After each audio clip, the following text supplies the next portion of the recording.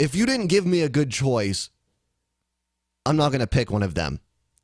Because if anything is a consent for the government to govern me, it is me voting for the presidential candidate. And if I vote for somebody that I don't support, I'm telling them, go ahead, yeah, pass NDAA. I didn't want to be a free person anyways. Go through all my shit. You want to make everything illegal? You want to make drugs more illegal than they already are? Perfect. How many wars can we go to? All of them. I'll just vote for all of it because I just support everything that you guys do. Take all of my money. I didn't want it anyways. Clearly, you can do better. You can do better with the money than I could have done.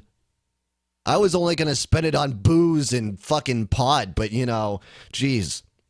I'd rather that go towards missiles that kill people instead of something that wasn't dangerous in the first place. But no, I'm the bad guy. Throw me in jail.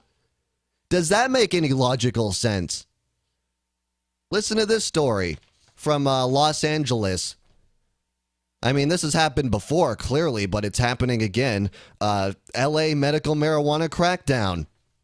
Because that's one of those problems that we need to really focus on.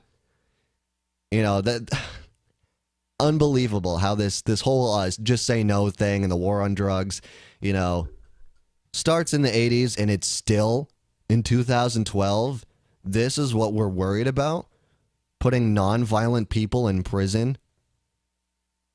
And I'm not even, listen, we're not even talking about illegal black market marijuana here. We're talking about people in California who have gone through the process of setting up a legal dispensary for medical marijuana that goes towards people with glaucoma and cancer. And the feds don't care. The feds say, oh, LA is being overrun with dispensaries. It's being overrun with these shops that only people can buy from if they get a doctor's note. And guess what? Yeah, you know, some people are going to take advantage of that. But do you think anybody gets hurt by that happening? Do you really think that's involved? Yeah, you're right. It is a crime. You know why it's a crime? Because someone made it illegal. They decided that it was wrong. Do you want to think with your own brain for a second? Because sometimes that comes in handy. Do you think that it's wrong? How do you decide what's right and wrong? Well, there's an easy way that I do it. And it works for me pretty well. It's does anybody get hurt at the end of the day when someone lights up? When someone packs that bowl and sits around with their friends and they light up? Does anybody get hurt at the end of the day? You know? Compared to, say, I don't know, drunk driving. Does anybody get hurt? As compared to, you know, lung cancer from cigarettes. Two completely legal things. Yeah, they're government regulated, but they're totally legal and supported. You know why? Because they've got the lobbyists. Oh, wow. Isn't that interesting? Again, all it takes is a certain amount of money for the politicians to turn a blind eye. If only marijuana had its lobbies, wouldn't that be a little bit of a different story about what we decide is right and wrong from here on out? So, listen to how the federal government talks about this. They say federal law doesn't recognize California's initiative for legalized pot for medical use. Now, I'm not one of these people that gets a hard-on over the Constitution, but correct me if I'm wrong. I believe one of the amendments had something to do with states' rights. I don't know what happened with that. But I think that was a thing at one point, you know, and I think it still should be. Where, look, if you want to move to a state where things are more free, you know, you want your gay marriage, you want your pot, great, go to that state. You know, even a lot of Republicans claim that. I mean, mostly only when it's convenient to them. You know, when they have things like getting rid of gun restrictions and having the death penalty, but you know, when it comes to drugs and things like that, it's a different story. But look, I mean, that's why I'm in full support of the Free State Project and moving to New Hampshire, because I think, you know, people should be able to move to a state where they want those freedoms. And who is the federal government to come in, after you've decided as a state collectively that you want these things to be legal, you want to be left alone as far as the federal government goes, and they can't let that happen. They don't recognize your law. They don't recognize your own state constitution. They don't recognize your laws because the federal government is all powerful and all knowing, and you can't defy them. So, do you support the idea of your taxpayer money being spent on the DEA shutting down legal dispensaries in a state that you don't live in? Is that something you want to be spending your money on? 774-314-7067. The lines are open. Look, this isn't a pot show. I smoke pot occasionally. I'm not going to hide it because I don't think it's that bad of a thing. I don't think it's something you need to be secret about. I don't build my life around it. I'm not a stoner. But look, if there's pot and it's there, I'll put it in my body. And I don't have to make any apologies for that because I didn't do anything wrong. Nobody got hurt. And that's just how it works, And as far as I'm concerned, any police officer who disagrees, any government official who disagrees can go fuck themselves. Because there's either one or two things going on there. Either one, they've never tried it, and they're just going to decide that it's as evil as any other drug, meth, crack, etc. They'll just decide that. They won't decide that, oh, maybe this can open up your brain to a new way of, thinking. Or maybe, I don't know, you'll consume more food. Well, however it affects you. Not of their concern. And they can go fuck themselves.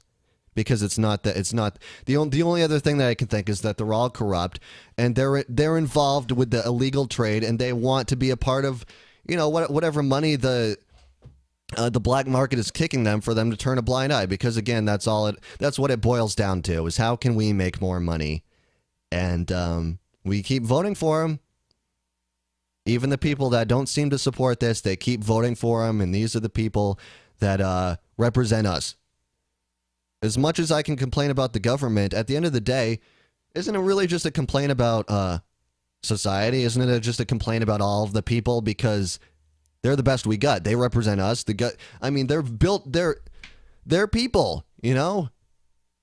I could just as easily be a representative from the state of Maine as anybody else. There are people my age that are. It's possible. It's all what you decide to do with your power. And clearly most people are fucking retarded. Another comment from the chat room. The Fed should only be involved when sale or transport of substance crosses state lines. Yeah, at this point, yeah. If California decided, it wasn't enough that we just had dispensaries. We want to, ship weed out to, Seattle or wherever. I don't know. Oklahoma, Kentucky, Tennessee. Pick a state. Alaska. Isn't that a funny state? I can see why they would want to get involved. Obviously, I'm not in support of that. In my perfect world, all of the states would not only legalize medical marijuana, but they would legalize complete marijuana. They would. In my perfect world, that will probably never happen. But what I'm hoping is that, we've got, I think, 13 states now with medical marijuana. How many states have to decide that they want medical marijuana before the federal government doesn't have a say anymore? Are they going to decide it's going to be like a 2/3 thing, like with other votes? As far as like passing amendments to the Constitution, do 2/3 of the states need to decide that they're okay with this? Is it 51%? At what point? Because say 49 of the states decide that they want to legalize marijuana, but just one state decides they don't want to do it. Just Texas or something. They decide, we're not doing that. We're not gonna. Does the federal government still get to go in and shut down those dispensaries and stop people who have cancer from taking something that helps them keep down medicine and deal with their life-threatening disease? Is that something that they get to do, or no? Just take it away from them. That one little thing that can cheer them up. Oh, I'm dying? Well, at least I get to smoke pot. Oh, what, they took away my dispensary?